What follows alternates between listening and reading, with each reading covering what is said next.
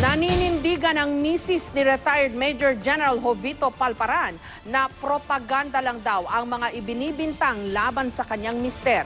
Nauna nang umamin si Palparan na sabay ng pagkawala ng dalawang UP students, may hinuli silang dalawang babaeng leader daw ng New People's Army o NPA.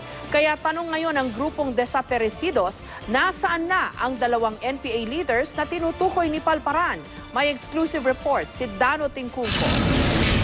I have decided to grant this interview so we can, as a family, we can air our side.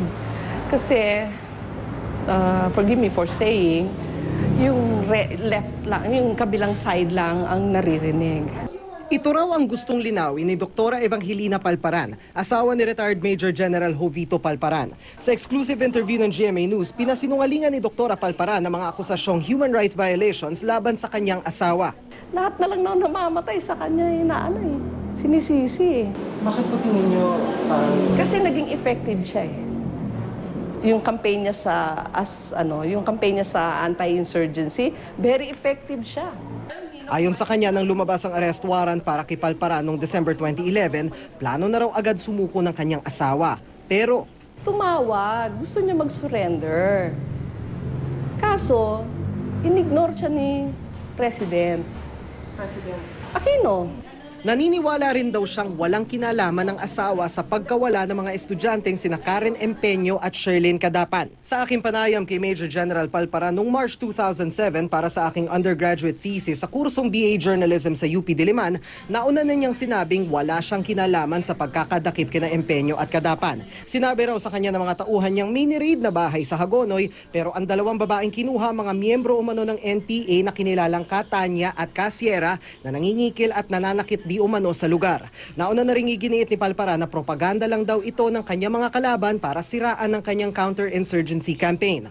Pero sa isang hiwalay na panayam ko taong 2012 kay Raymond Manalo, isa sa mga saksi sa kaso ni Cadapan at Empeño at dating nagsampa ng kaso laban kay Palparan sa ombudsman, sinabi niyang personal daw niyang nakita ang pagpapahirap sa dalawang estudyante sa Bataan noong August 2007.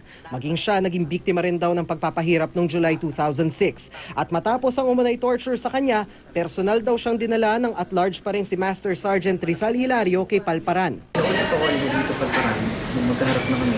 Sinabihan niya ako na papakita daw ako sa magulang ko at ang sasabihin ko lang daw sa magulang ko ay sabihin ko daw sa magulang ko na huwag ako ng hearing at sasama sa rallies at huwag makipag-usap sa karapatan ng rights. At sabihin nun, binigyan pa niya ako ng pabaon na 1,500 na ibigay ko daw yun sa magulang ko.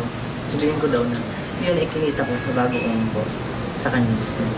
Ayon sa grupong desaparecidos, ang ebidensyang inihain daw nila sa korte ang magpapasinungaling sa alegasyong propaganda ng kampo ni Palparan. Tingnan natin yung mga ebidensya na nagtuturo na kung sino ang kumuha dun sa dalawang estudyante na si Karen Empeño at Sherlyn Cadapan. Bakit may mga witnesses na tumatayo at nagsasabi na may hand si Palparan dun sa pagdukot, pag-torture at pagkawala ng dalawa? Giit din ng grupo kung hindi raw sina Empeño at Cadapan ang dinukot sa Hagonoy, bakit di raw nila inilabas sa mga ito? Kung sino man sila, ipakita nila kung sino tong dalawang to. Ngayong nakapiit na ang general na minsang binansagang berdugo, kapwa ang asawa niya at human rights groups, ipinasa sa Diyos na raw ang paggulong ng hustisya. Dano Tingkongko, GMA News.